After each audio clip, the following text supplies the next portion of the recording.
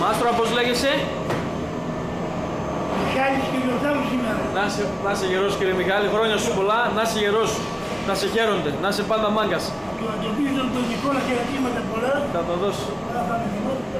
Θα τον πω, θα τον πω. Έχει χρόνια, ναι. Εγώ θέλω να φύγω ίδιο. Α, είναι στα Γιάννενα, στα Ιωάννες σήμερα. Ναι.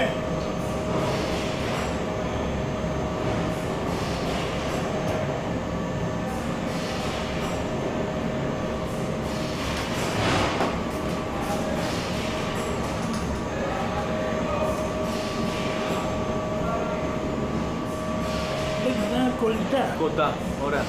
Κολλητά, γιατί άμα το κάνεις αερό, το ματάκι απλώνει. Και απλώνει, κοντά, ωραία.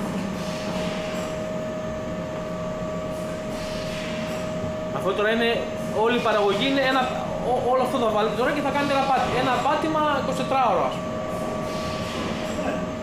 Αναλόγω.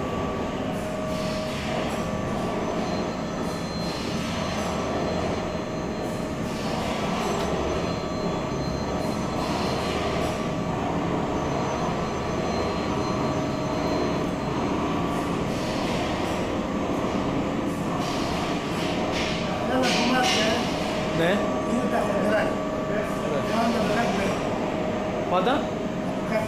Ωραία. Τα χοντρά από κάτω. Ωραία. Για το ξέρεις. Εντάξει. Η άλλη λάντα που έχω μέσα, Ναι. είναι πιο μεγάλη. Ναι, ναι. Έχει πιο μικρά κομμάτια. Ναι. Είναι τέτοια ματάκια. Λεπτά. Ναι. Γι' αυτό ας πούμε τα βάλω από πάνω. Κατάλαβα. Ωραία.